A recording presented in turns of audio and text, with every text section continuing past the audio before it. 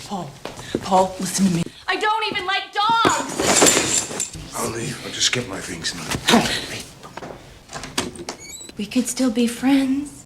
The movie takes place after World War II ends and the transports bring survivors home. Sergeant Paul Sutton steps onto a dock with the modest wish to start a family with his wife, Betty, whom he married just before his deployment. Paul's hopeful smile curdles as he scans the crowd to look for his wife, then again, slower, careful, like maybe he just missed her in the blur of banners and bouquets.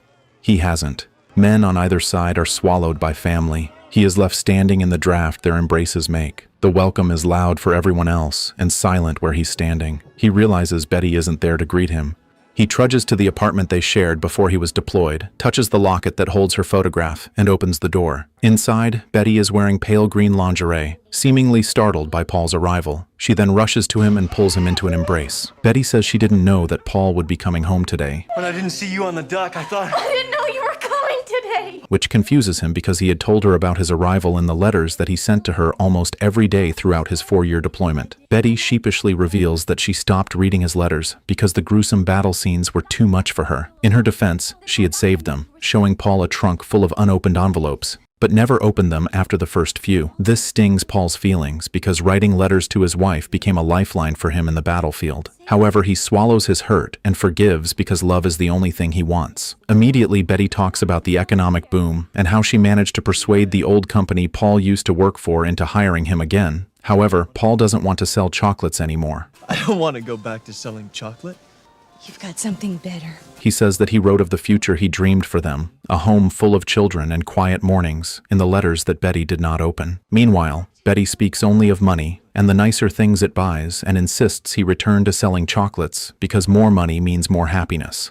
Paul relents and says yes to her demands as they share a passionate reunion. By dawn, Paul is back in uniform, kissing her sleeping forehead and leaving for Sacramento to continue his work as a chocolate salesman. On the train, he notices a poised yet anxious young woman wrestling with a suitcase overhead. It falls down, spewing its contents including a framed picture of her and her father that breaks. Being a gentleman, Paul springs up to help. They lurch with the train's sway, and he ends up awkwardly on top of her before she turns pale and vomits on his uniform. He doesn't mind as it is an accident and scrubs the mess in the bathroom without complaint. Back in his seat, Paul falls asleep, only to be haunted by war flashbacks from his deployment. He wakes in relief that it was all a dream, but the beautiful lady is gone. He hops off in San Francisco to take a bus to Sacramento and luckily comes across the same woman again. She wonders why Paul is taking a bus to Sacramento when the train will also pass by the city. It turns out that their tickets were swapped during their encounter in the train. The woman feels bad for all the trouble she has caused Paul, but of course Paul brushes it off as it's not her fault.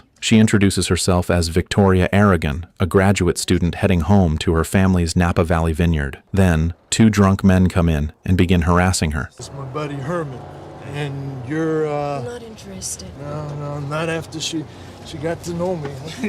Lady doesn't want to be bothered. Paul's soldier instincts snap awake, and he wastes no time in calling them out and beating them up. This leads to the 3 men getting thrown out of the bus.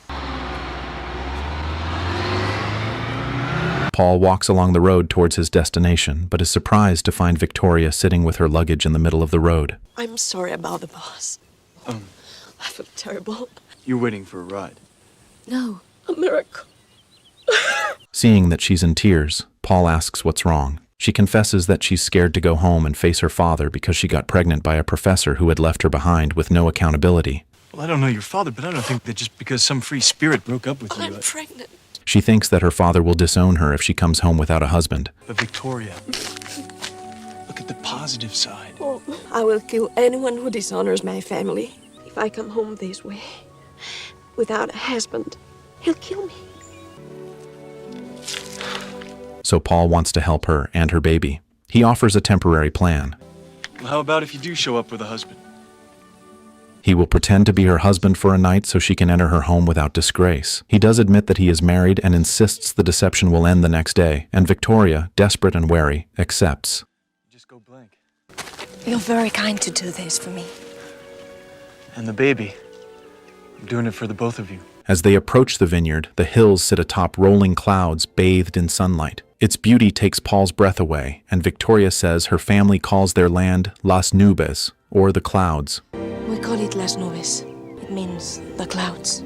Before they enter, Paul slips a ring from a piece of chocolate onto her finger and then his own, in lieu of wedding bands. Suddenly, rifle shots crack the quiet. The two seek shelter, but tension melts when Victoria sees that it's her father who is holding the gun. Hello, Papa.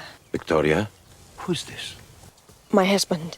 Alberto, Victoria's father, erupts in furious disbelief when Victoria introduces Paul as her husband. He storms towards the house, calling out for his wife. The rest of the household and staff gather due to the racket Alberto is making. Despite that, everyone greets Victoria with cheerful hugs as she finally returns home. Following Alberto's rage, she also announces the news of her marriage to Paul. Everyone in her family is surprised by the news. Alberto's rage intensifies when he learns Paul sells chocolate for a living. What do you do? I sell chocolate. You are the head of the family. Say something. But in the household's swirl, Victoria's mother Marie and grandmother Guadalupe temper the storm with hospitality, while Victoria's grandfather, Don Pedro, embraces the stranger outright, even praising Paul's chocolates. It's wonderful. Why can he never just say, I'm happy for you, Victoria. Congratulations, Victoria. Why must everything be a drama? Victoria, he is your father. Only with the vines he has patience. He wants me to marry some man in Mexico I have never even met. Just because he has the right bloodlines. I'm not a horse, Mama. Everything will be fine. You'll see. Everything will be perfect. Paul is invited to join the family dinner, where Alberto interrogates him about his past. So, tell us, Mr. Sutton, where are you from? Moline, Illinois. And your parents? I never knew my parents. Oh, I grew up in a home. I meant an orphanage. wonderful. When he finds out that Paul is an orphan, he sneers that a man with no past has no future, is no fit to marry his daughter with the family's respected Mexican bloodline. Paul holds himself steady, absorbs the humiliation, thanks them for dinner, and slips outside for air. Victoria finds him in the dark and apologizes, but he seems to somewhat understand where Alberto's rage comes from. I'm sorry. He doesn't pull any punches, does he? When I was a kid, every night I'd climb up to the roof of the orphanage and I'd make a wish on every star I could see. That's no reason for him to treat you that way. And I was gonna say something, but a strange man comes into my house, tells me he's married my only daughter and I'm the last to know. Probably act the same way. That night, their charade earns them Victoria's parents' master bedroom, though Paul chooses to sleep on the floor out of respect. First, he comes into my house, steals my daughter. And now he takes my bed.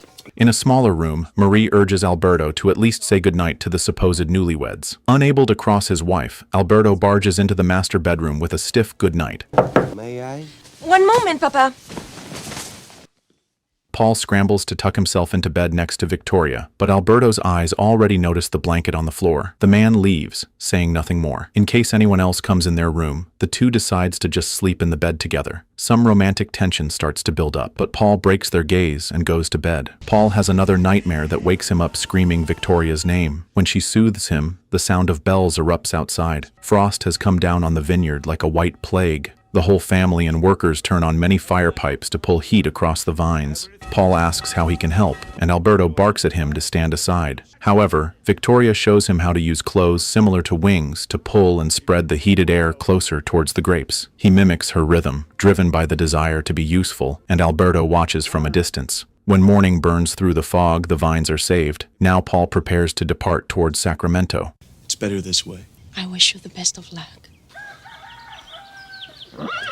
Buenos dias, Señor Paul. It's the call of the grape. Toma, Cosi. Don Pedro has a different plan and takes Paul walking through the vineyard's history up to a fenced hill where the first vine was planted by their ancestor in the 16th century. Oh, this looks like my granddaughter's. Never noticed that. He tells Paul that an orphan is simply a man waiting to discover his family, and that, if he wants to, he can consider himself one of the Aragons now. I will show you something. This is the root I brought with me. All our vines come from this one.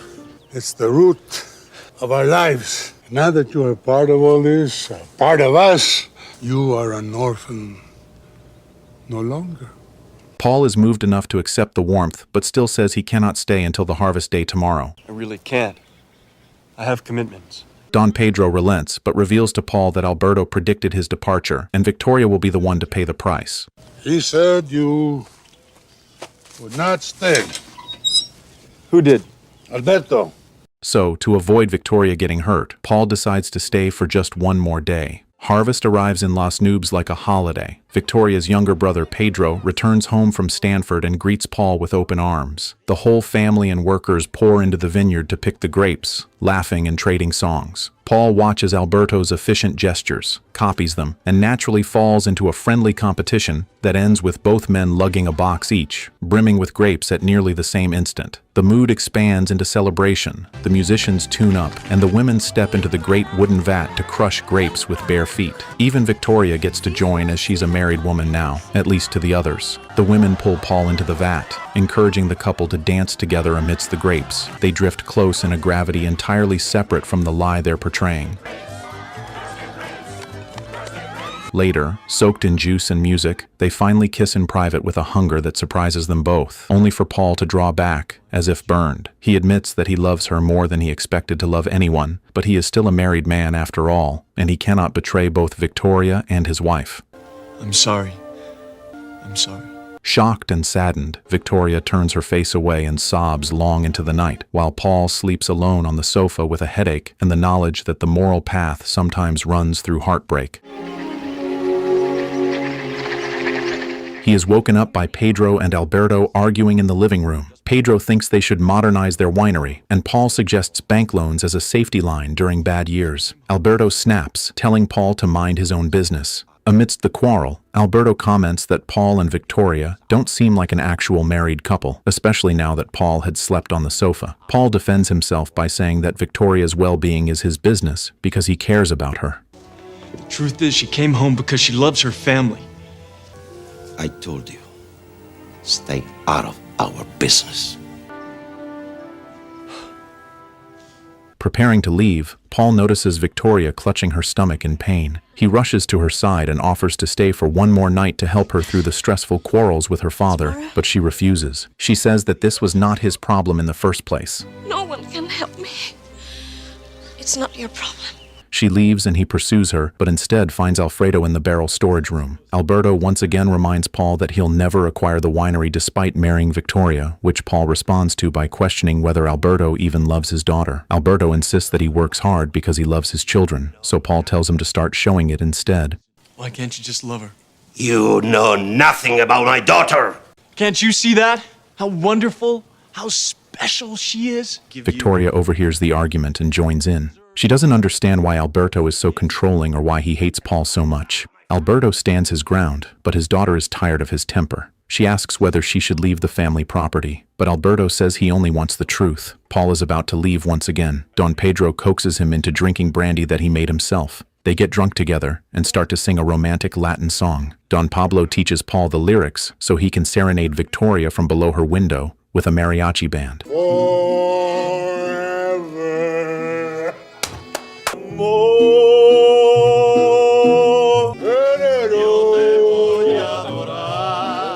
The heart you are talking to is Mexican. You speak to it in the language it understands. Paul sings with a raw, cracked earnestness that draws sleep from every room.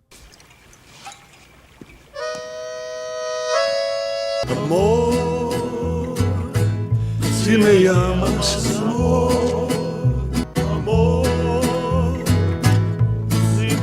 Even Alberto begins to wonder if he had been too harsh on Paul, since he now believes the man truly loves Victoria. Don Pablo says that the sign of Victoria's acceptance is if her bedroom lamp turns on, and when the last note trembles away, the window stays dark. Paul walks away in defeat, but then sees the glow after a late pause. Paul, who believes in duty even more than he believes in hope, decides to leave anyway. He ends up in the Harvest Festival the next day, since the bus will be departing from the area. Meanwhile, Victoria and her family arrive for the blessing of the wine conducted by Father Couturi. She sees him and approaches with 2 glasses of wine for a toast. Alberto joins, introducing Paul to the priest as his son-in-law, and announces a wedding to take place that evening. Shocked, Paul whispers to Victoria that they cannot continue this unsustainable lie, and she agrees to tell the truth herself. Before she returns to the family, he gave her his Bronze Star Medal as a gift for the child she is carrying. What did you get it for?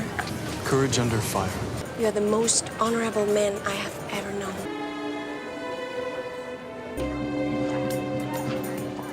She then walks to Alberto and confesses the pregnancy and the fact there is no husband. While the family processes the news, Paul slips out of the celebration. He hitches a ride to Florida, where he once again falls asleep into a nightmare. In it, he and Victoria are holding hands together with a child when an explosion hits, startling him awake, still in the car. He finally arrives at Betty's apartment. When he enters, he is shocked to find Betty is in bed with another man. She tells Paul, not cruelly but coldly, that the life he wants is not the life she will ever want, that she has already filed annulment papers, and he should sign them. Paul leaves with papers in hand, dazed at first, but joy quickly returns to him, as he can return to Victoria now that he is free from his marriage. Paul! Are you all right? Yeah, I'm fine. He immediately hitchhikes back towards Napa, and by the time he reaches Las Nubes, it's already evening. Alberto is deep in drink with his men, brittle with wounded pride. Paul wakes him up and stands openly to ask permission to marry Victoria, pledging also to be a father to the child she carries. Alberto reminds him in anger that he is a married man, and despite Paul showing him the annulment papers, Alberto still demands his gun. Still barehanded, he tries to fight Paul, who dodges his assaults easily. In the scuffle that follows, an oil lamp that Alberto hurls towards Paul misses the target and sets the edges of the vineyard on fire. The fire quickly spreads from just one tree onto the next, and soon enough, the whole field is burning. Paul moves quickly, dipping his jacket in water and trying to put out the fire. The whole family and workers soon arrive, including Victoria, who sets aside her surprise to join Paul in stopping the fire. The family and workers run to save what can be saved. Pedro, who also joined the effort, unfortunately caught his clothes on fire and panics. Amidst the screams of horror, Paul soaks his clothes in a barrel and sprints toward the heat where Pedro is, and Paul wraps him in wet cloth and smothers the blaze at his legs. Alberto, who was stunned because of shock and remorse at first, now charges into the rows until Don Pedro drags him back. In the end, the fire was too widespread to stop, engulfing the entirety of Las Nubes.